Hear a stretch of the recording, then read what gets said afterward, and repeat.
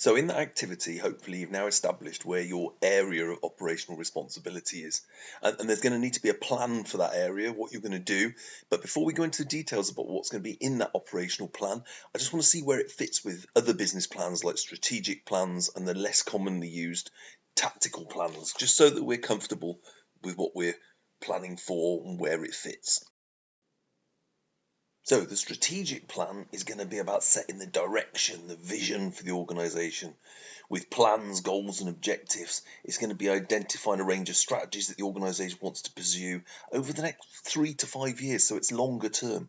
Whereas tactical planning, which is short range planning, doesn't happen everywhere, but is going to be about how we're going to go about that, the ways and approaches that we might use to cover it. And it's going to cover moderate uncertainties, things that could happen in the shorter term, things that could happen as mishaps. So it's about making sure we're identifying those things so that people feel more comfortable to then go on and develop their operational plans.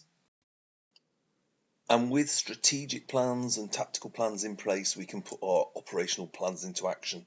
So this is going to provide the detailed information to direct people to perform their day-to-day tasks, what they're going to do for the running of the organisation to meet the objectives.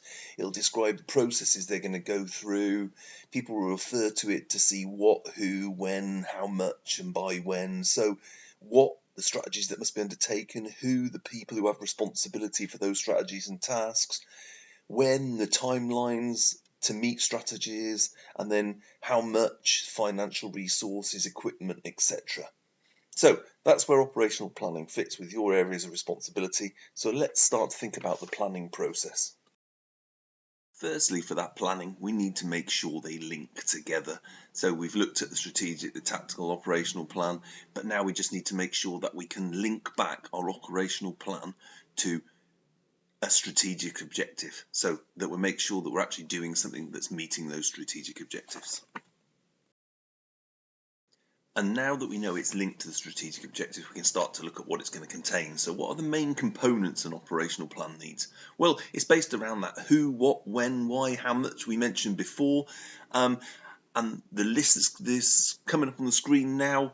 Clear objectives, activities to deliver, tasks and actions, targets and timescales, KPIs, resources required needing to carry out, the responsibilities and accountabilities for areas, any quality standards or expectations, a reporting mechanism of how it's going to report up the chain. All these things need to be included, but it'll be dependent on your own organisation's plans or templates that they have. But look at them and see if these sort of things, they may not be entitled that, but those sort of things are covered, because they're the main sort of components of a viable ops plan. And what do I mean by a viable operations plan? Well, it needs to be feasible. It needs to be workable. It has to be practical so that it can be applied, that it can be done. It can't just be a document that's just pie in the sky that's never going to happen. A viable operation plan is going to be judged by its success. Can it meet the desired outcome? Back to that strategic objective that we talked about. Does it have realistic targets, timescales, financial realities, along with contingency for any variances that may occur along the way? In considering its viability, you should be looking at, is it realistic? Are the timescales realistic? Are they achievable? Do you have control over the areas? Remember, we talked about where you've got control over the areas that have been identified so that you can fully plan and realistically budget for them. Have you researched it? Have you fully considered all the variances that could come along? Have you looked at the risk? There should be some form of risk analysis being completed where we've identified and evaluated and mitigated for risks, and we're going to look at that in a bit more detail.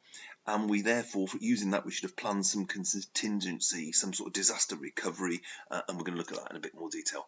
But those are the things we need to do to make sure that it's a viable operations plan, because many are put down on a piece of paper, and in realistic terms, it can't happen that way, or it's never going to happen that way, and then people just carry on as normal. So with a viable operations plan in place, I want to start looking at some models and theories that we could utilise in managing our operations. There's 6 on the screen there. We're just going to briefly look at each of them, and then you can do some further research. Adair Action-centered, we looked at that under the Leadership Unit 500, so that's already covered. X and Y theory, you've probably heard of, a commonplace one. 1960s psychologist Douglas McGregor talked about contrasting theories about how managers' beliefs about what motivates their staff can affect the way they manage people. So he labelled them the X and Y theory.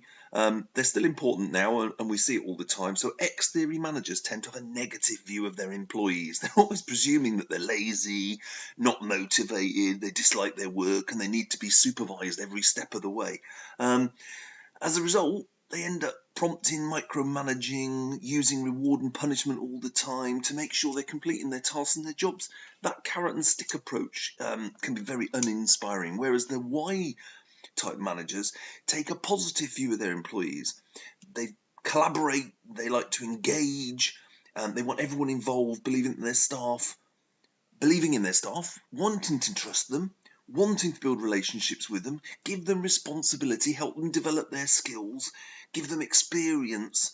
So unlike the X-manager, they encourage open communication, expect staff to build their skills and control themselves rather than be controlled. And then hopefully they respond better, particularly to change, etc. and things like that, because they're used to taking control themselves and being motivated. So that's X and Y. Next on the list, McKinsey's 7 S's. Very widely used and can be used in lots of different situations. It's good for getting an alignment or a perspective on something, so perhaps determining how we're going to best implement a proposed strategy or your ops plan. Outline 7 independent factors that are categorized as either hard or soft elements. And what they mean by that is that hard elements are easy to define and identify, and management can directly influence them. So strategy, structure, systems, things that they actually write and put in place, reporting lines, formal processes, IT systems. So they've got control of them. And the soft ones, on the other hand, are more difficult first to describe because you can't put your finger on what they actually are. And it could be things such as organizational culture, values, beliefs, leadership style. These elements are soft. They're as important as the hard ones. In fact, sometimes more important, but they're harder to identify or control. And we need to consider these when we're trying to implement things. Number 4 there, systems theory. In this theory, everything's seen as a collection of parts that form a system. So if we want to think of our organisation as a system, we need to be aware that moving or removing or changing one part may have or will have an outcome, and that may be an expected or intended movement, or it may be something unexpected, but it's going to impact on the overall system. We may want to consider an internal system like what we put on our process map when we're talking about our operations plan, and we may want to think about what type of system, because they categorize 3 systems. And we've got an open system, which is the jar with the lid off as it's portrayed on the screen, which interacts with everything around it, the environment. It receives inputs, so it may be materials, labour, it could be capital, technical expertise, but it inputs stuff and it outputs stuff in an open environment. Then you have a closed system, which has very little interaction with what's around it. Practically, there is not many organisations that have a closed system, but sometimes you may have them within a system, because the final one there is a subsystem where you've got systems within. So you may have an organization which is a very open system and interacts with the outside, but you might have some subsystems. That might be some of your operations. There might be subsystems within which are quite small and don't interact with other areas. So just consider those things when you're thinking about that systems theory. Next up is Taylor's scientific management model. So we're talking early 1900s here, published in the Principles of Scientific Management. This is when people were starting to look at things scientifically. So they sort of said that the philosophy of just making people work harder will produce more efficiency wasn't necessarily true, and that we needed to start looking scientifically at jobs and optimizing and simplifying them, and that would increase productivity. They also talked about managers and workers needing to cooperate to aid productivity. Sounds like common sense now. But he also believed that people were mainly motivated by money, and that coined the phrase a fair day's work for a fair day's a fair day's pay for a fair day's work. But there's some simple rules in scientific management models which work well. Don't work to a rule of thumb or estimates, so use scientific methods to work or study or determine what needs to be done to get a job done. So don't just guess at it, work it out. Don't simply give people a job to do, so match them up to jobs. Make sure that the people you're giving the jobs are based on their capabilities and their motivation, and if not, give them the training or the skills to make them effective. Monitor performance and give feedback and provide development. So where it's needed, we just said about, makes people more efficient and motivates them. And then allocate work between managers and workers so that managers have time to do planning and ensure that workers are getting the training, because that's the manager's role, to be allocating the workers to do the work and the managers to do the planning things, things we talked about in What Make Management. And finally on that list we have a link pin model. So based on the principle that an organisation consists of a number of different working groups and they're significant individuals, and by significant means that they are hold a place in different groups at different times, so they're involved in more than one group, and those employees are known as the linking pins. The emphasis is that those roles and relationships between those linking pins and the management and other staff are critical, and they depend on their management and leadership style that we looked at in Unit 500, the environment that people are in the culture, which we looked at as well. It also is key that those linking pins have good interpersonal skills and communication so that they can have an impact and link those things together. So that's link pin model. There's a number there of models and theories. There are some links in the resources to more detailed information about those, and you may need to research some of them because you're not aware of them, and others you may think are particularly relevant to your organisation. So there's some models and theories we can use as we go through our operational planning.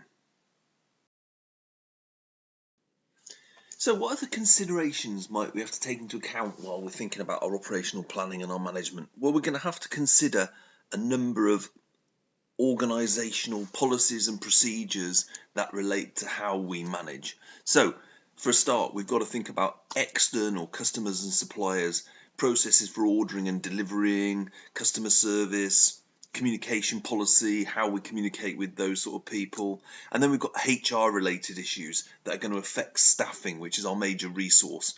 Policies on health and safety, leave, family, maternity, annual sickness, code of conducts, overtime and hours, because we've got to abide by those organisational policies and procedures in our operational plan. We've got disasters and disaster planning for major incidents, because we need to maintain business continuity and take into effect the natural risks, that policies that are there about flood, fire, earthquake, equipment failure, stuff like that. And we're going to talk about those in a little bit more detail later in the sessions. And then finally there's sales and marketing, which can have a massive impact. Campaigns, product launches, forecasts and the timings, because they're going to be critical if they impact on what we're producing, so that we don't overestimate, underestimate, we don't cause problems with scheduling. So let's take a look at those in a little bit more detail. So sales and marketing planning can have a massive effect on operational planning. In fact, they should be inextricably linked, really, so that the organisation's sort of different parts and diverse functions can all be aligned to balance the supply and demand. Together they give an overall comprehensive view of the business and allow it to look at it where it stands with all its complexities. Should be continuously matching what the high-level strategy is trying to say with the day-to-day operations plans, with the sales and marketing plans, simply so that the company doesn't run into trouble, because it's a simple fact that if they sell more than they can produce or produce more than they can sell, they're going to be in trouble. The sales and marketing plan is linked to the operations plan. The organisation's management can manage, therefore, the entire supply chain, if you want to call it, from there, optimize, make sure they've got the right resources in place so they can maximize profits, but they'll do it in different ways. So you may have a top-down planning process where the over-grasping sales figure drives everything right down to the operations and creates everything based on those sales, or you might have bottom-up where the operations look at the demand they've got, look at what resources they've got, and therefore create stuff which sort of feeds into the sales. So a different perspective depending on what your organisation produces, what its involvement is. So sales and marketing strategy can give you information on sales forecasts, say busy and quiet periods, any new market launches, any campaign launches, any predicted spikes in business. And additionally, but less influential, there's those background things it can tell you about the target audience, revenue predictions, pricing and promotions, opportunity and threats from, say, a SWOT analysis, which are all things that you can use to draw into your operational plan. So let's have a look at activity we're going to do now.